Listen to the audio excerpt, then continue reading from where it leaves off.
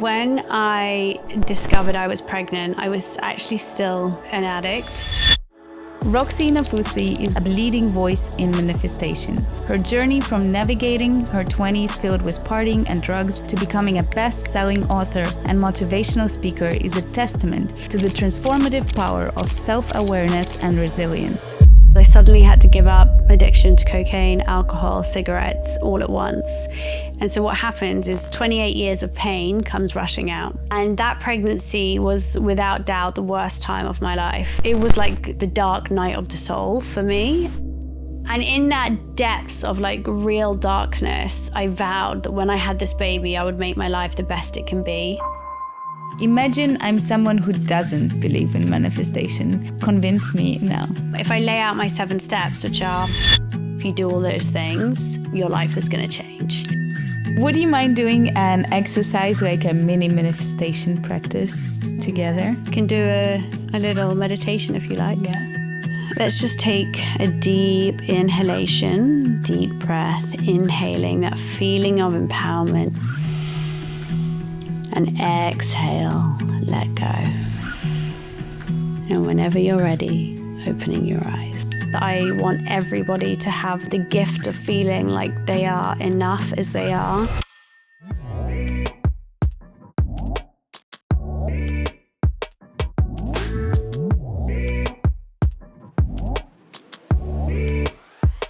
Welcome to Do Not Disturb. Oh, thank you so much for having me. So happy to have you. Oh, thank Amazing. you. Very excited.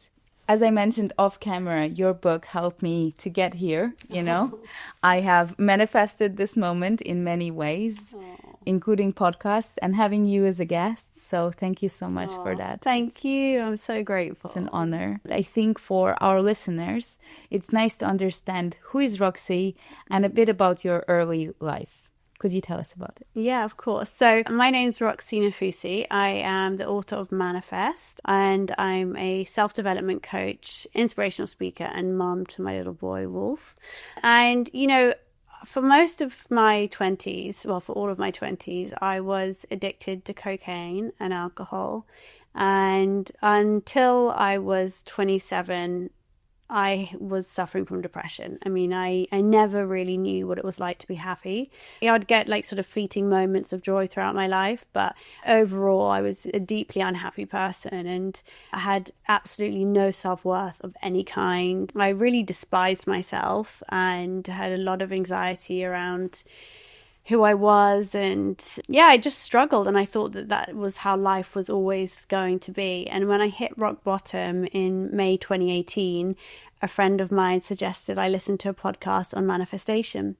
And so I did, and something just clicked, which was that manifesting was all about self-worth, and I had none.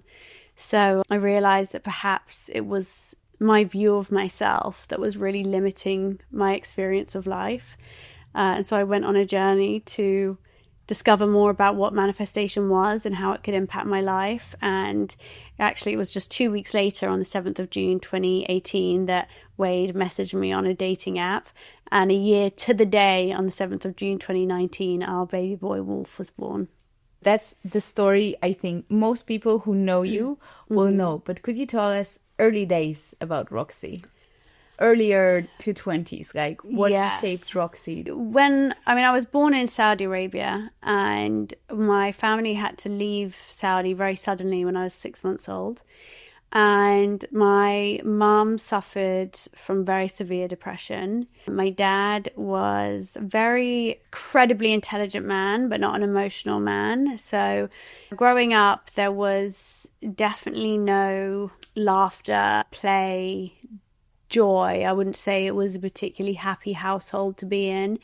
And we'd moved to Oxford, and Oxford was a very British white place to live, and I was very Arab, and we had very different cultural differences to what my friends at school had. We didn't celebrate Christmas, we ate rice all the time, everything was different. So early on, I could tell that the other kids, they really didn't warm to me. I was very left out. And then by the time the Iraqi war broke out, I was very badly bullied.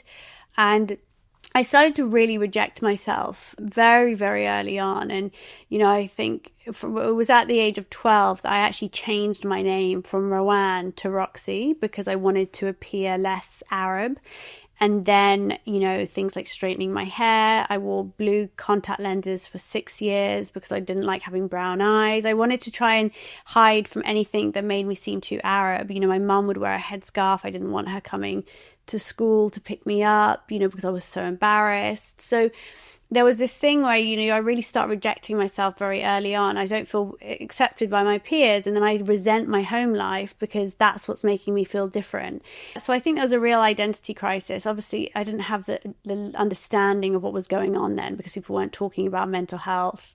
But yeah, it's then no surprise to me that by the time I found drugs at 18, it was very quick for me to become addicted because I found this escape. Yeah, escape, exactly. I'm sorry about that. No, not at all, because I think that, the experiences shape you and they build a resilience within you that I think is incredible. But thank you.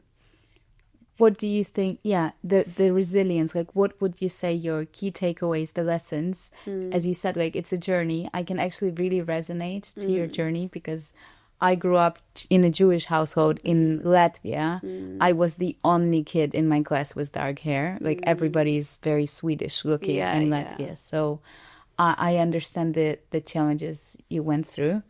But what are those lessons that you took from that shape you today? Well, I think that, it was only through the depths of self-loathing and pain that I was able to connect with other people. And I think that being vulnerable and open about my pain is what kind of started me on this journey that I'm on now, in my career, let's say, and having a community and working together on that joint mission to feel better in our lives. And so I think it definitely, I wouldn't say it was a lesson that it taught me, but that's the result of going through all of that. And looking back, I think that's why I think it's so important to be open about mental health, to be having discussions, to be teaching our children about it and helping them have the language to process their emotions. Because I think if I had have known then, my life would have been quite different. That's nice. So you are talking a lot, about in your books about all of this journey, turning you to manifestation, listening to that podcast. 2 years after listening to this podcast, you have already written the book. Am I right? Yeah. Yeah. So it was quite a quick journey. What would you say manifestation is to you? So manifesting is using the power of your mind to change and create the reality you experience. And to me, manifesting is a self-development practice. So really, it's a way of living. It's a mindset. It's not something you do. Some people think manifesting is a ritual. They'll say, I do manifesting every morning, or they'll say, I do manifesting every night. But it's not, for me, it's not really that. This is something that you bring to everything that you do. And how did you get into it? So you listened to podcasts once. Yeah. What happened then? So after listening to the podcast, one of the first things I did was, what I had understood was that our beliefs were shaping our reality. And because we have something called neuroplasticity, it means that we can change our belief systems and rewire our neural pathways by repeated thought and action. And one technique you can use is listening to positive affirmations.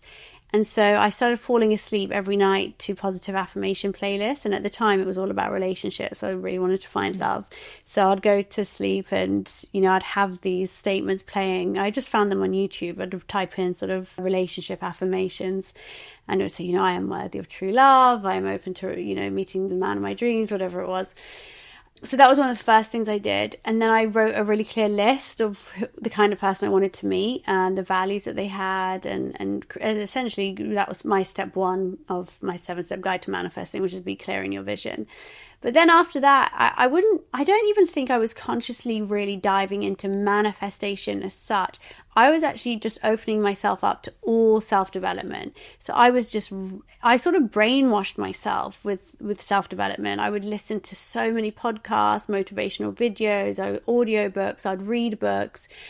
I just started learning about mindset, and I realized that lots of great thinkers and philosophers would be speaking about manifestation, but they would just be talking about it in different ways. And sometimes they wouldn't be using the term manifesting, but essentially they were all saying the same thing, which is that our minds have this like unbelievable power, and that we can use it to help us create the reality we want to experience.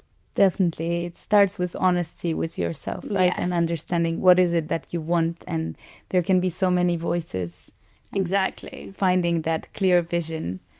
When you wrote your first book, Manifest, what did you want to achieve with it? And also, why a book? Like, how did that come about? Well, I had started first hosting workshops. So at the very beginning of my career, what I really wanted was to be an inspirational speaker. I was really inspired by people like Brené Brown and Jay Shetty and Tony Robbins.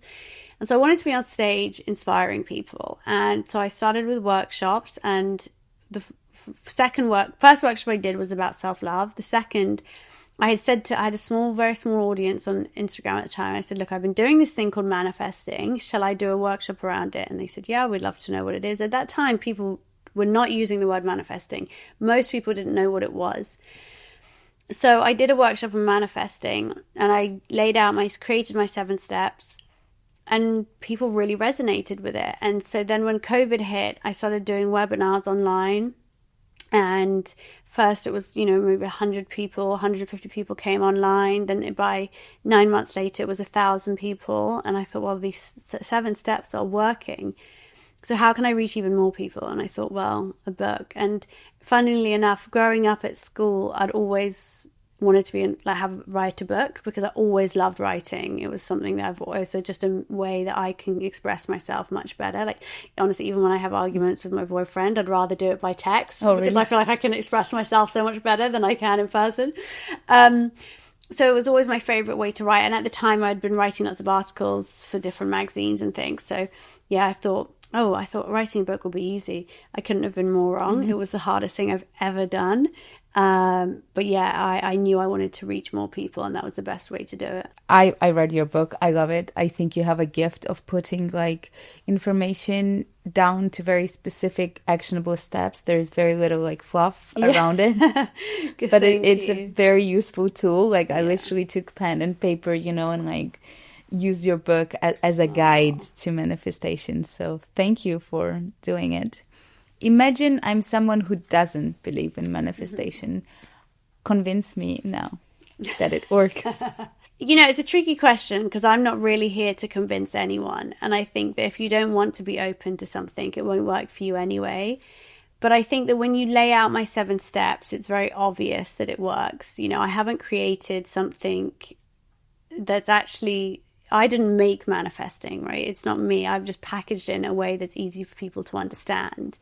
And if I lay out my 7 steps, which are, you're clearing your vision, you know what you want, you start to believe you're worthy of having it, you take action to make it happen, and you step outside your comfort zone, you overcome tests and challenges and persist through obstacles, and you practice gratitude, and you turn envy into inspiration, and you have an element of trust and surrender. Of course, if you do all those things, your life is going to change. And I think that's probably why the book has resonated so well, because it's almost... I always say to someone, I would challenge you to read that book and not see a positive change in your life, because even if you just did one of those steps, you would see some effect. You definitely would. Yeah. How did your career evolve? You now wrote 4 books. Yeah. And you started a podcast, countless webinars, but also Wolfie is growing. So how does these things evolve one alongside another? Well, what had happened was actually when I discovered I was pregnant, I was actually still an addict. So it was really difficult, because I suddenly had to give up addiction to cocaine, alcohol, cigarettes all at once. And so what happens is 28 years of pain comes rushing out. And that pregnancy was without doubt the worst time of my life. It was the darkest. It was like the dark night of the soul for me. I turned to food, so I started binge eating. I gained 30 kilos. I stopped leaving the house completely. I'd only go to this one little cafe in Waterloo that I thought no one would see me at. I just cried and cried and found it very, very, very difficult to get through each day. It was horrific. And in that depths of like real darkness, I vowed that when I had this baby, I would make my life the best it can be. And so in many ways, the birth of Wolf was sort of like my rebirth. And I think that, it wasn't that when Wolf was born, I actually really struggled to connect with him in the beginning because I had no love for myself, for life. I was empty inside.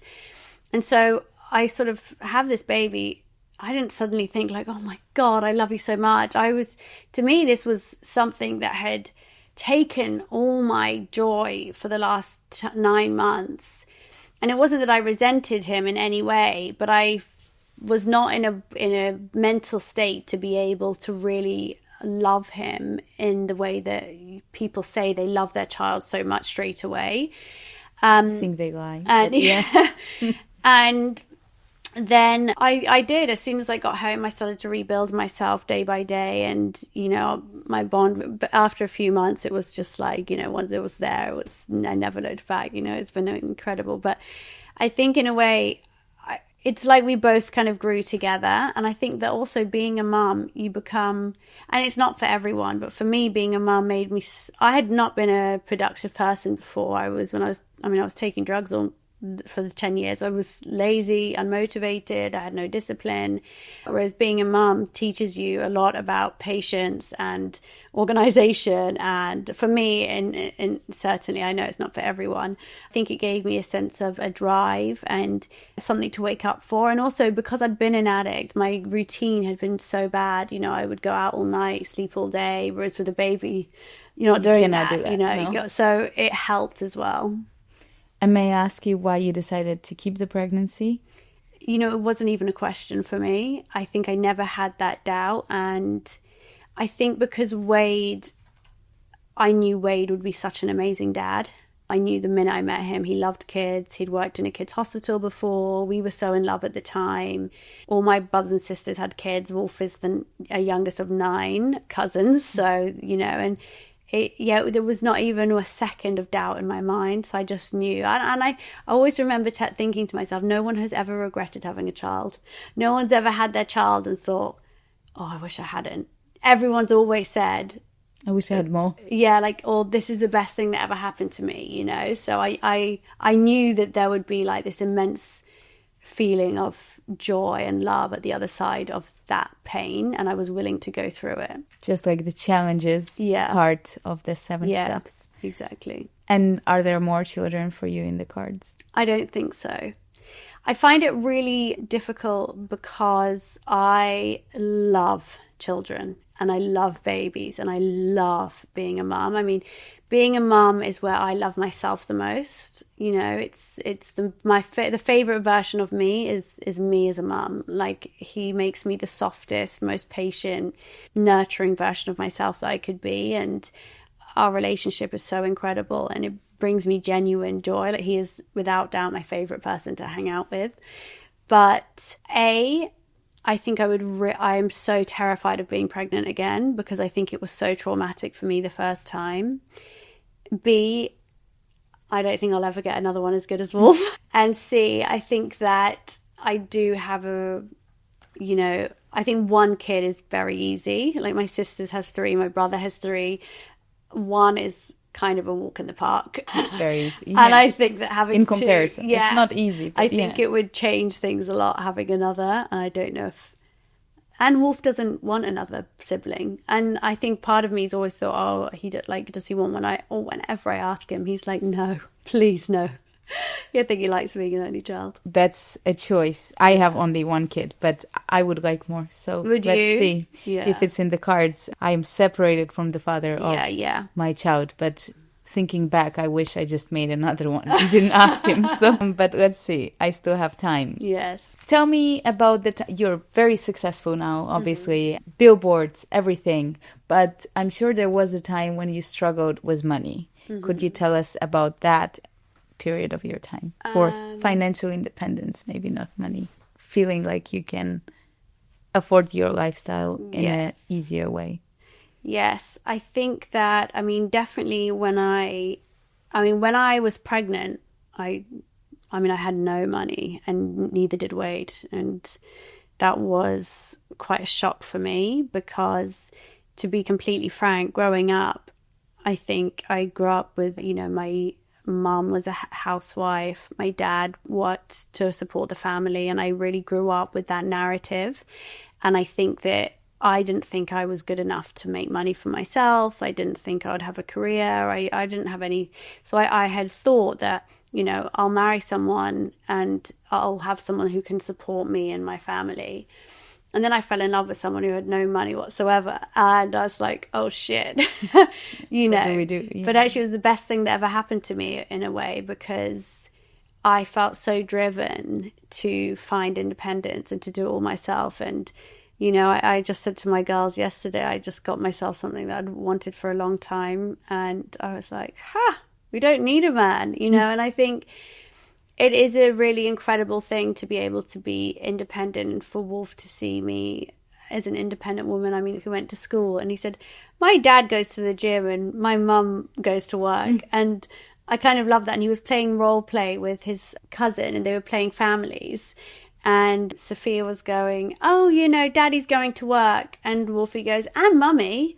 And I really like that. He sees that. And obviously Wolf, by the way, Wade doesn't just go to the gym. He does work as well now. But he's an actor, so it's different. But yeah, so I think it's really important to me. And it's been an amazing thing to have financial independence and to feel that I can do it on my own. Yeah. How did this feeling come together? So when you mentioned to me, first workshop you done online were a couple of people and then it was thousands, obviously that came with a paycheck, right? How was that feeling of earning money for the first time and seeing that progression for you? Yeah, I think with whatever you do, I think, if you can do something that you love and for it to become part of a career is amazing. How do you decide when to spend on yourself, your family or business? I think as a businesswoman, I have always been really willing to reinvest in my company, because I think that you have to take not too much risk. I think you have to be really cautious in the beginning, but once you're in a position where you can start to reinvest, I think it's really important. And I think, also investing in your team, that for me was the number one, was to invest in a good team and pay good salaries and reward your teams and the people around you. That's very, very important to me. And then in terms of me and my family, my dad was very sort of frugal man, very humble man. He worked incredibly hard, but when he passed away just a couple of months ago, it was with this in his Primark clothes and this tatty watch, and everything he left was not even for us but for our kids. It's kind of, and so, but he really taught us the value of hard work and the value of money, and that it's not just for spending, so I would say that, I've at Christmases, birthdays, for Wolf, he'll get one or two things, but we don't do lots of presents. I don't believe I like to have experiences, and that's how I like to spend money, but I'm not big on lots of things. And I think what I love is that, this Christmas, Wolf said to me, do you think Santa will mind if I only ask for one present? And I just couldn't have been prouder in that moment. So I love that. But, he definitely, I don't want to spoil him, because he will live a very privileged lifestyle.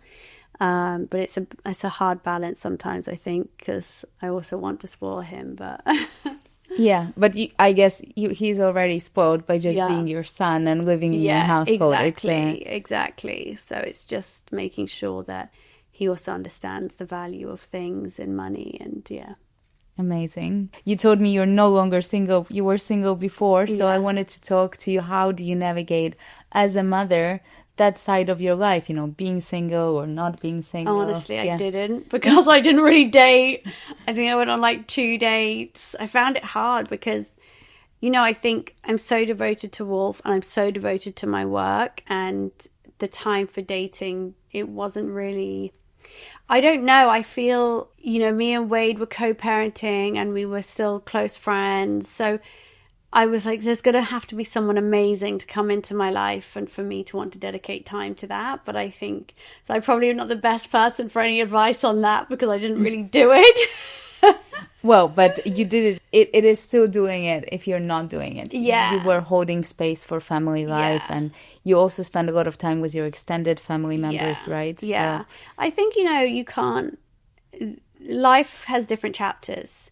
And I think that there isn't your chapters don't have to include your work, your dating, your family, your everything. It just can't. I think that life goes through phases and there are different priorities that you have to take. And, even if I think when I'm writing a book, my book is my priority. That means weekends, Wade has to be with Wolfie more because I have to commit every weekend to writing.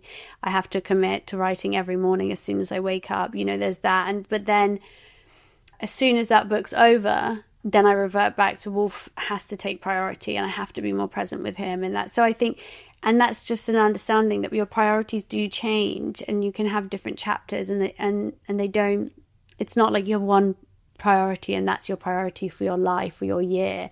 They can change week to week, but not everything can be the top priority. And you said you're back with Wade now. Yeah. That seems like happy news. So congratulations. Thank you. How does that feel, having not co-parenting before, now parenting together again? How has this transition been for you? Yeah, good. I think honestly, because we spent so much time together anyway and we were such good friends, it kind of probably felt like quite a natural transition back. But it's interesting because I think when me and Wade initially decided to co-parent, Wolf was still very, very young, so he didn't really understand the difference. He just said, there's daddy's house and there's mummy's house, and we were only very nearby, and then so there was no kind of change for him. But now we're back together as a family, you notice that I said to Wolf, I was reading a book and Wolf asked me what it was about. And I said, oh, it's this woman that gets divorced. He said, what's divorce? I said, they're married and they separate. He said, I hope you and Daddy never do that. So you think, oh gosh, now he's a bit older, it probably would impact him in a way that before it didn't. So it's a strange thing to navigate. But, Wolf's very happy and it's nice to be a family again, yeah. That's nice. I'm happy for you. Oh, thank you. How was traveling as co-parents before you decided to come together? I mean, not many people will do that. Yeah. So tell me about that a little bit. It was really nice. I think that it was very important when we decided to co-parent that, it wasn't out of kind of there wasn't like a sense of resentment for each other or disrespect. It was just an understanding that perhaps we would be better as friends. And of course there were times that we drove each other mad, and I think especially when there's a child in the middle, it can get toxic very quickly. And there were definitely times where it was heading that way, and we had to really manage ourselves and come back to the importance of maintaining kind of a healthy relationship. And I think things like going on holiday together were important because, we wanted to be able to enjoy Wolf together and be able to, and it's hard. I really feel for single parents who don't get that experience. I think it's incredibly hard because you want the person who loves your son or daughter as much as you do to be able to share those special moments together. So we were just very fortunate that we could do that still. And it was lovely. Yeah, it was nice. That's great. Yeah. We do, as a blended family, we do take vacations together, but we will stay very limited time together, and then we just split time. We will not stay in one room or something like that. Yeah. I think, there's so many different ways to do this. And I think it's what I really love about kind of this time that we're living in is that there is no right or wrong way to have a family. There's so many different ways to do it, and you just figure out what works for you. And I think as long as you're giving, your child is happy and you're giving and putting their well-being first, then that's all you can do.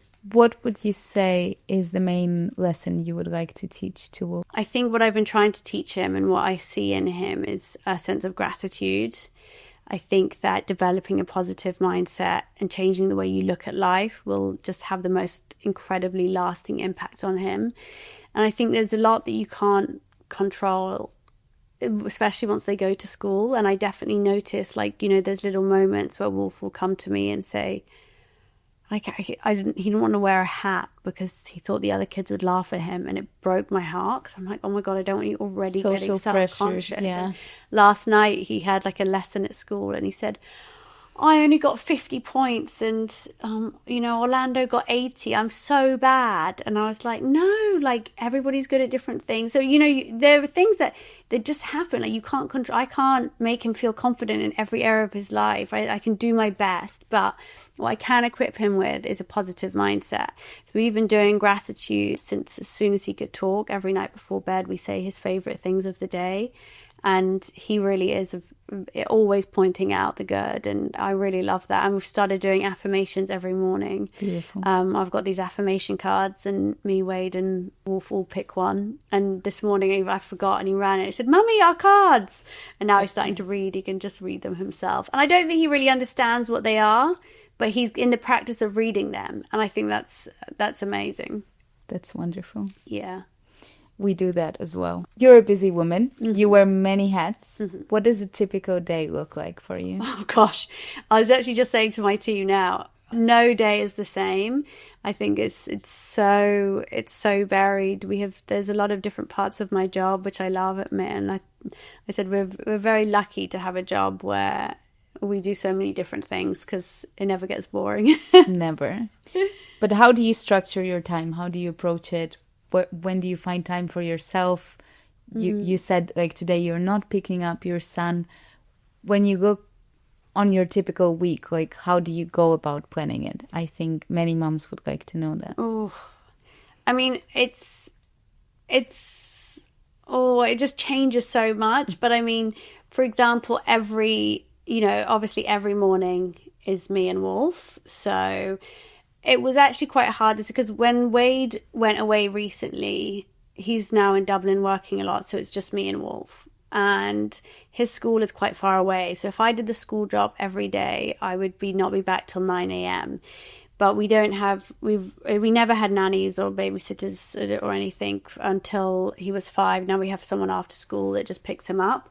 But I didn't want to have a nanny in the morning, but we found the school bus. So that was an alternative for us. And honestly, I don't really get mum guilt, but sending him on the school bus for the first time, I burst into tears. I was like, oh my God, he's so little. But now he loves it. But I know that I can then be home by 8 to start my day. So I know that nothing in my diary happens before 8 o'clock. I know that I always want to be there from 6:30 to make sure I can do bedtime. And if I can't, then it's definitely like a one-off. But yeah, there probably is not much time for me, but I don't really mind because I love what I do. So for me, work is enjoyable and I love being with Wolf. So that is enjoyable. And yes, sometimes I am tired. But to be honest, if I go to a gym class and I have an hour, I usually feel quite rejuvenated afterwards. But yeah, I don't know if that's answered the question. That's a great answer. No, so you stay at home, you do your chores. Samuel also took a school bus, so I understand. Oh, did you? Yeah. Yeah, he ended up making great friends on the bus. Yeah, so cute. And somebody told me, like, don't worry, like, he's gonna be fine, and that helped me a lot. But the first time I had to take that decision, I was like, it's an hour of my day. Like, I cannot afford physically not to have that hour. Yeah. And actually now when Wade is back, Wade always says, Wolf, do you want me to take you on the bus? And yesterday he was like, I want the bus, which makes me feel he really loves it.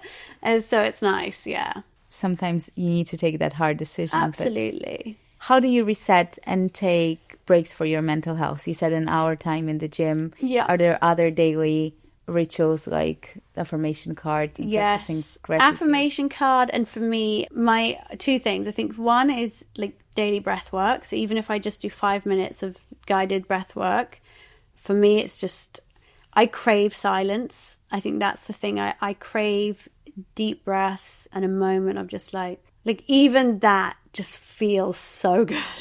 I just love it. That did feel good. And it feels so good to reset. And it only takes a few minutes and you can just completely change the tempo. And my evenings are sacred.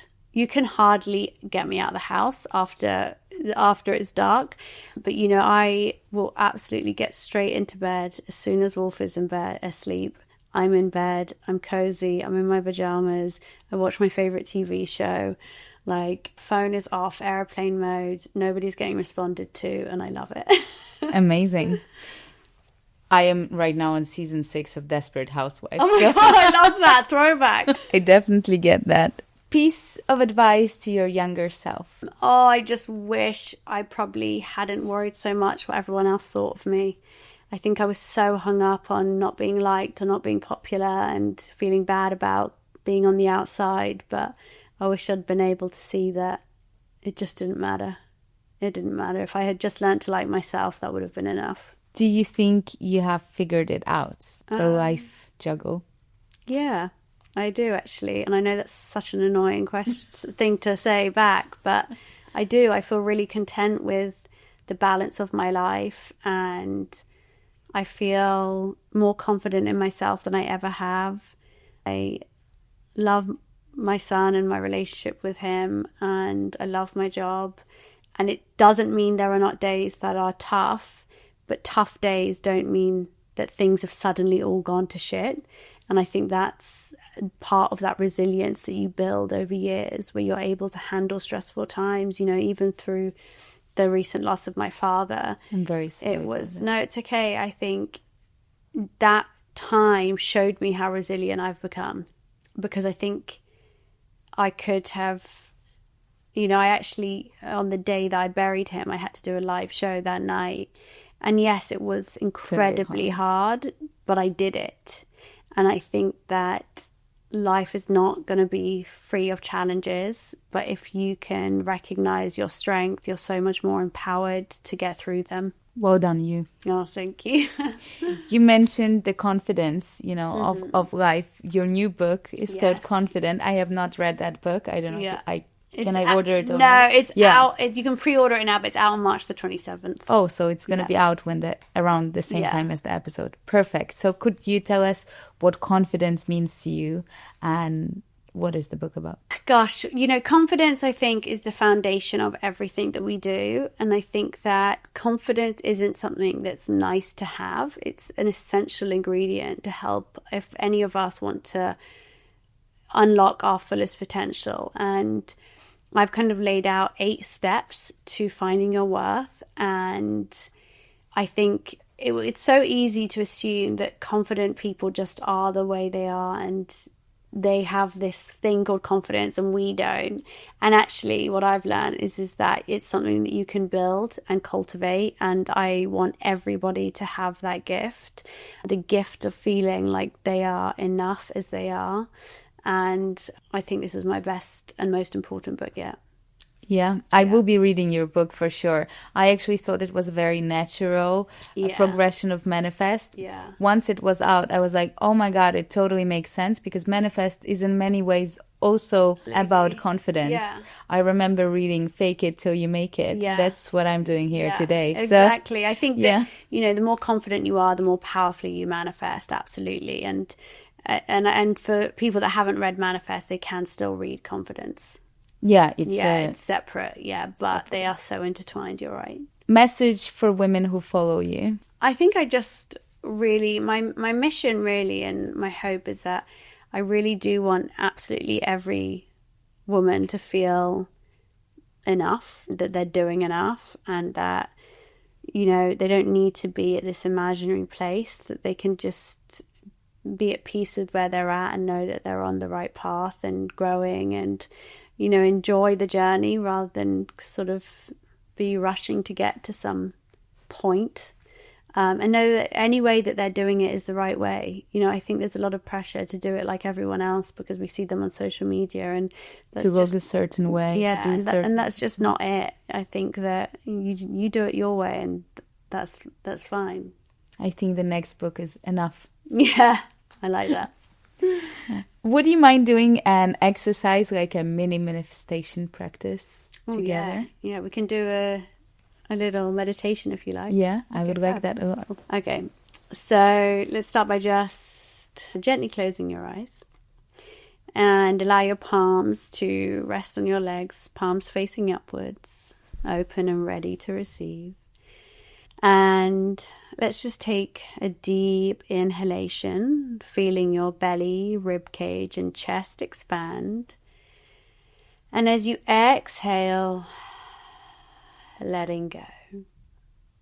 Inhale, belly, rib cage, and chest expands. And as you exhale, let go. One more time. Inhale. Exhale. And just take a moment to think about your future self. Think about the most empowered version of you that could exist. And think about how that version of you feels. Conjuring up those feelings of confidence, peace, joy, and contentment. And I want you to know that that feeling can be brought into the present moment. And you can use that feeling to empower you on your journey. So bring that feeling back into the present moment and just take one more deep breath, inhaling that feeling of empowerment. And exhale, let go. And whenever you're ready, opening your eyes. That was so good. Oh, thank you.